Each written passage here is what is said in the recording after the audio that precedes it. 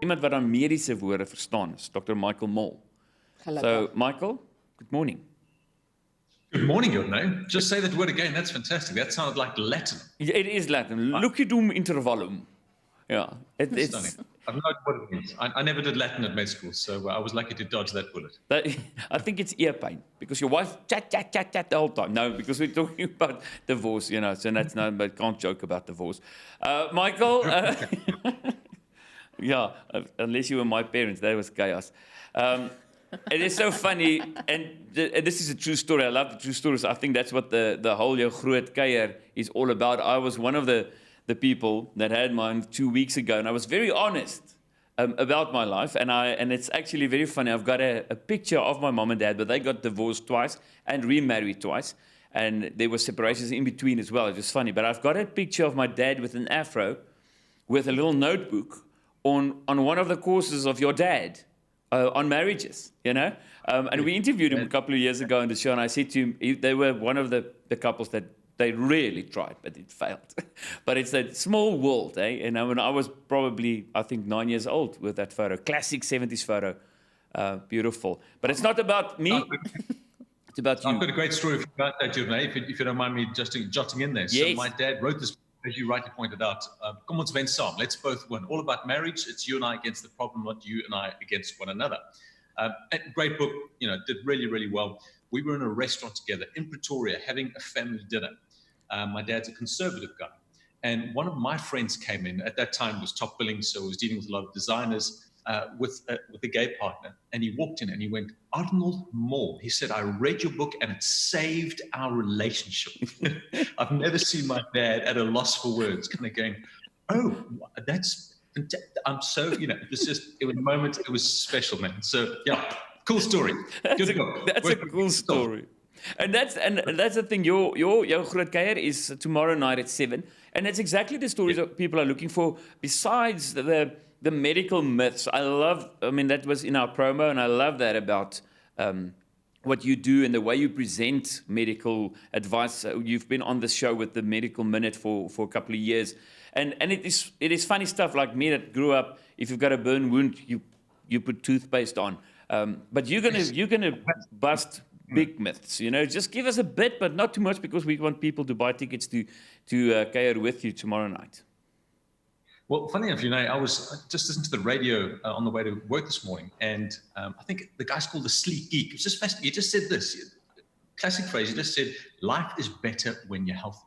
And I'm like, I can't believe I haven't used that before, because it really is. And that's what we're going to talk about on Thursday, is how you and I can just be healthy, because life is better that way. You feel better. It's not about doing these things or forcing yourself to exercise or eat properly. You feel better when you're healthy, which is great. So you asked for about a couple of myths. There's the coffee myth that I brought up. Why 6 cups is good for you? We're going to definitely talk to that. But did you know, between you and I hope no one else is listening, the amount of hours we sleep has a direct impact on the size of our testicles. So I might or might not talk to that. It depends. But let's just say anything less than 5 hours, and you do not want to be telling people you're sleeping less than 5 hours. So we're going to be looking at a whole bunch of things that really speak to, I suppose, just as I said, life is better when you're healthy. So what we can do, how we can eat, how we can sleep, but particularly how we can move and sit less, just so that we get that energy. The truth is, and I'll stop now because you get me on health and I just can't stop speaking, but I have discovered this secret drug. I shouldn't say it on air, I suppose, but this maintains your weight, it combats chronic disease, it boosts, your brain power, boosts energy, it increases your sex drive. It's free, it's addictive, all that kind of stuff. So I'm going to be talking about how you can get hold of that and how you get the most of that. So yeah, cool stuff to talk about, and 1 or 2 personal stories, of course. But again, that's Thursday evening at 7 o'clock. You were there. I'm following suit, plan B. Don't know if there's anything else. Am I still with you? Yeah, you're totally with me. I just realized. It was like, we're in edgeways. I'm like, where's your day? I'm here, Michael. I'm just shocked because I understand myself so much better now. I sleep about 4 hours. Yeah, I sleep about 4 hours. That's why I walk so difficult thing for me to walk. But the inverse, just so that you know. Yes, yeah. I walk around myself. Michael, so let's get a serious. Here's a serious. I'm going to blush now. This is serious. A lot of parents, this is a curveball for you. A lot of parents very scared sending their children to school. It's a debate. It's a paradox. Just your opinion. I mean, I don't know if you studied it or looked into it, but would you send your kids back to school? So it's a curveball. Bring on. No, that's fine. No curveball. I am sending my son back to school. I've got, in fact, a daughter and a son at a school, a son at varsity. My youngest is 11. He's the concern in the family because he does have an existing comorbid condition. We've heard that word, like, what does that mean? He's an asthmatic, he's on treatment, but he is going back to school. And the reason I'm doing that, Yurnay, is largely based on what happened in Tokyo. So they went back to school a whole lot earlier than anyone else did. And the studies that they've based it on are the fact that children are not significant carriers of the disease, surprisingly so. I mean, we've heard quite the opposite in the news, and these days, I know who do we believe and what do we believe. But their findings, and they were back in February already, is that schools are not sources of transmission, believe it or not.